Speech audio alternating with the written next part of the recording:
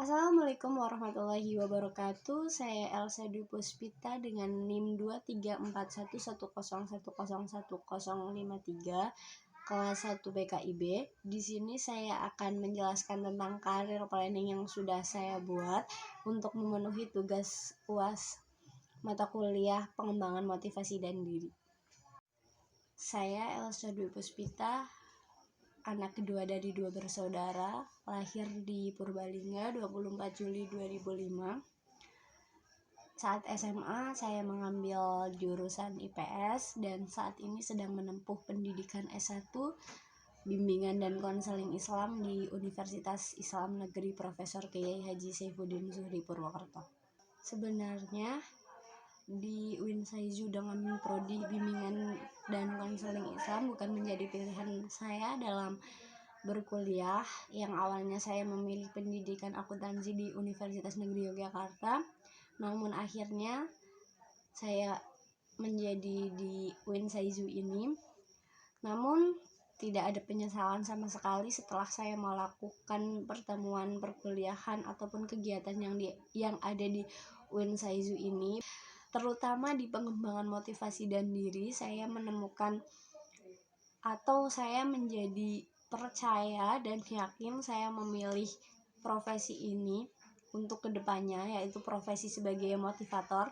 Kenapa sih motivator? Karena motivator ini merupakan salah satu profesi yang saya anggap cocok dengan diri saya atau sesuai dengan passion yang saya inginkan, dimana motivator ini bisa memberikan saran atau motivasinya kepada orang-orang sehingga mereka bisa bergerak maju atau bisa menerima saran-saran itu untuk menjadi bekal perubahan mereka menjadi lebih baik. Memiliki kepedulian, kepekaan, dan kesabaran terhadap lingkungan sekitar menjadi suatu kelebihan saya dan sesuatu yang menjadi pendukung untuk menjadi seorang motivator. Karena apa? Karena dalam memberikan saran, memberikan motivasi kepada audiens, seorang motivator juga harus memiliki kepeduliannya dengan tingkat kesabaran dan memberikan saran-saran yang baik kepada audiens sehingga audiens dapat dengan mudah menerima saran-saran kita dan menjadi saran itu sebagai bekal perubahan bagi mereka untuk menjadi lebih baik lagi. Namun, public speaking atau berbicara di depan orang banyak ini menjadi salah satu kelemahan saya karena saya kurang sekali dalam berpublic speaking. Hal ini mungkin bisa menjadi penghambat saya dalam mencapai profesi ini. Namun, walaupun susah ataupun menghambat saya dalam berkarir ini, saya akan benar-benar memperbaiki atau membenahi, berlatih lagi caranya berkomunikasi di depan orang banyak agar saya tetap bisa menjadi seorang motivator yang profesional. Saya tidak memilih berpindah profesi ke yang lain, tapi saya akan tetap memilih profesi motivator ini dengan cara membenahi kesalahan yang ada pada diri saya sendiri. Tentunya seorang motivator yang profesional ini memiliki beberapa syarat-syarat untuk mencapainya. Yang pertama ada percaya diri, di mana seorang motivator harus percaya diri di depan semua orang, karena motivator ini tidak memberikan saran-sarannya hanya kepada satu atau dua orang, tetapi mereka memberikan motivasinya kepada orang banyak, baik di lembaga-lembaga tertentu atau organisasi-organisasi tertentu dalam memberikan motivasinya. Jadi kita harus percaya diri. Jika tidak percaya diri, maka kita pun akan sulit untuk menarik audiens kita agar mereka bisa termotivasi. Yang kedua ada kreatif, di mana seorang motivator ini harus bisa menyampaikan kata-kata motivasinya, dan dari segi gestur tubuh, gaya bahasa mereka dalam menyampaikan sarannya atau motivasinya itu harus secara kreatif mungkin agar bisa menarik seorang audiens ini, ataupun bahkan kita bisa memberikan atau menimbulkan ciri khas dari diri kita sendiri. Yang ketiga adalah lebih banyak mendengar. Seorang motivator ini bukan hanya menyampaikan pesan-pesannya atau menyampaikan motivasi-motivasinya kepada orang lain, tapi seorang motivator juga harus bisa mendengarkan keluh kesah dari audiensnya dengan cara yang baik. Agar apa? Agar terjalin komunikasi yang baik dan bagaimana caranya untuk memahami satu sama lain agar tidak terjadi kontra, tidak terjadi hal-hal yang tidak dimungkinkan, dan dengan cara lebih banyak mendengar ini, kita dengan mudah memberikan pesan-pesan mereka dan mereka juga lebih mudah untuk menerima pesan-pesan yang kita berikan. Terus yang keempat adalah konsisten. Agar menjadi seorang motivator ini harus konsisten, di mana untuk mewujudkan menjadi seorang motivator ini banyak sekali hambatan atau rintangan-rintangan yang akan kita alami ke depannya. Maka dari itu kita harus konsisten.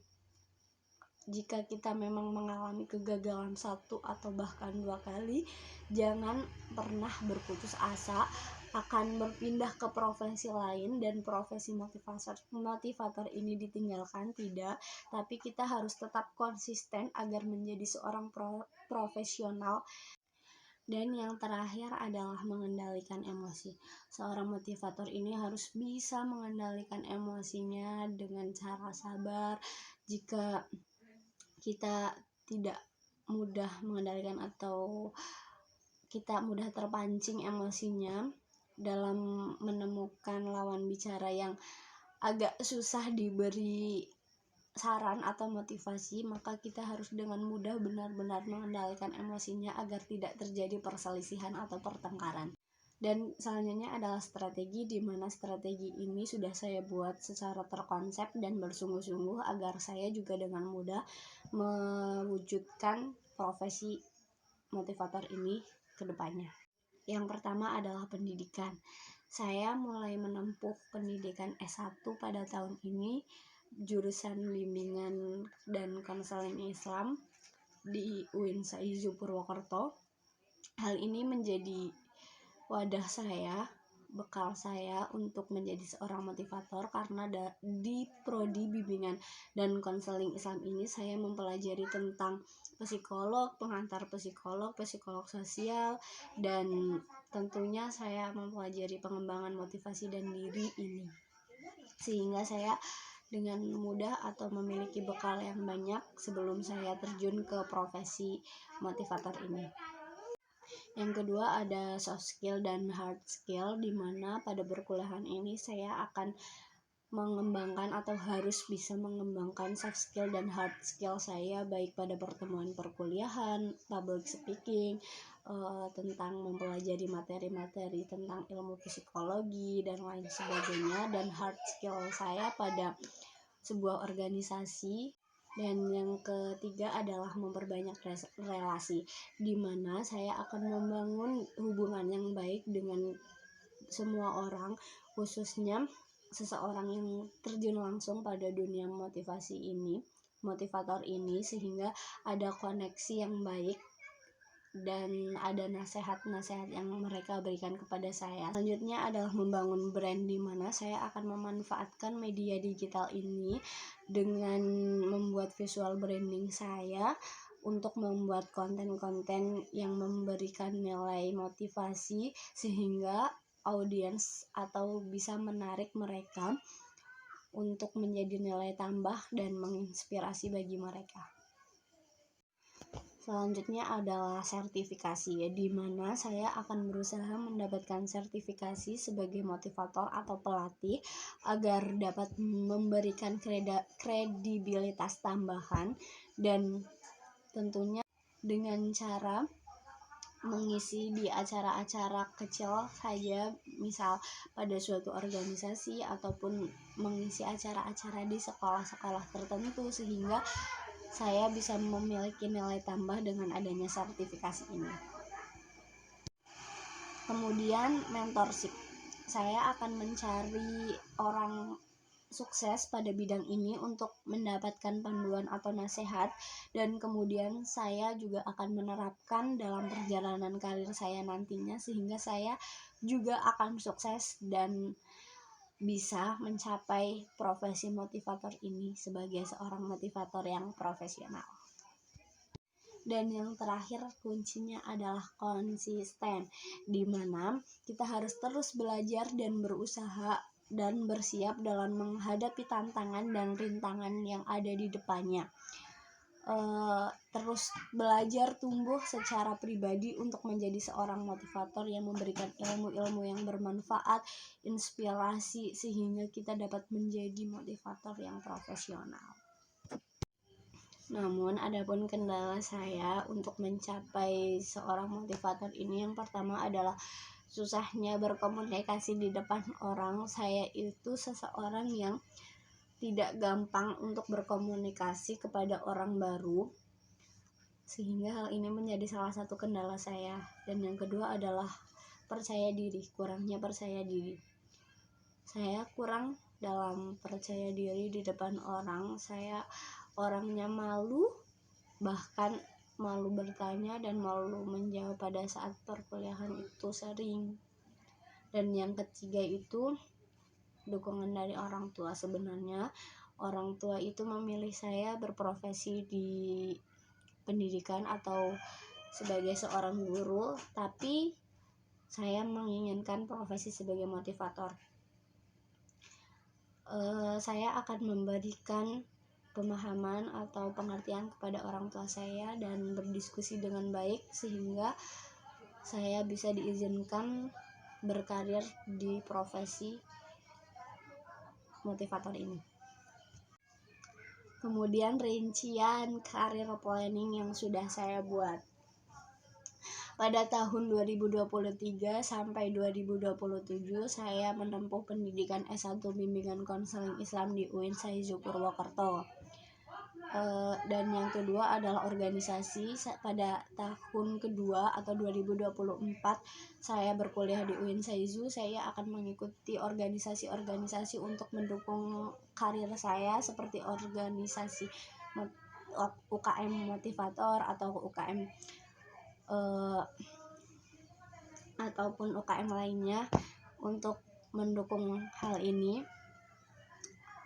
dan dapat meningkatkan soft skill dan hard skill saya dalam dunia komunikasi, public speaking ataupun yang lainnya.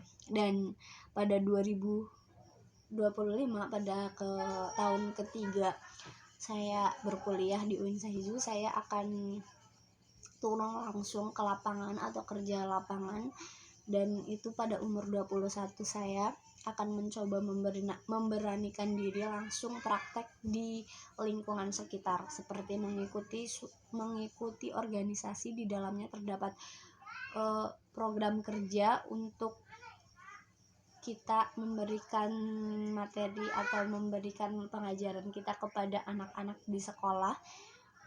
Nah, hal ini menjadi wadah bagi saya untuk melatih public speaking saya, untuk melatih saya memberanikan diri, memberi motivasi-motivasi kepada para siswa.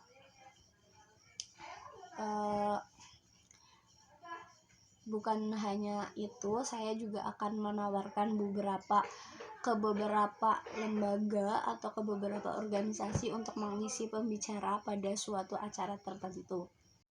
Selanjutnya di tahun 2026 saya akan mencoba membangun brand. Setelah saya praktek langsung di lapangan, saya akan membuat suatu brand dengan memanfaatkan media sosial sebagai salah satu tempat untuk mempromosikan, mulai dari membuat konten yang berhubungan dengan motivator agar dapat dilirik oleh audiens. Dan pada tahun 2026 sampai 2027 saya akan memperbanyak sertifikasi ataupun ketika sudah mulai mengisi materi di lembaga-lembaga kecil seperti sekolah ataupun mengisi suatu acara di kampus sendiri, tentang motivasi dan lain sebagainya, pastikan akan mendapatkan sertifikasi, dan hal inilah yang bisa saya gunakan untuk meyakinkan semua orang dan menambah kredibilitas saya. Tahun 2027 saya akan mencari mentorship.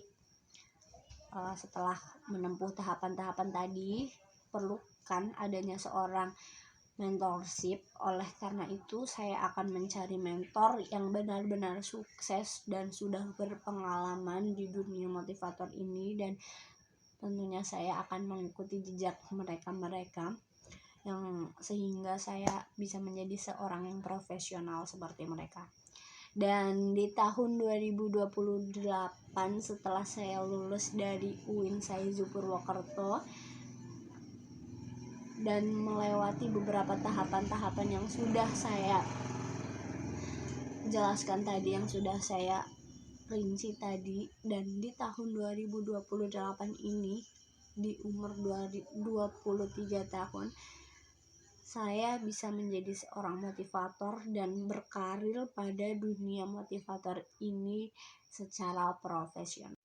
Demikianlah career planning yang sudah saya buat, yang sudah saya rencanakan dengan matang dan bersungguh-sungguh.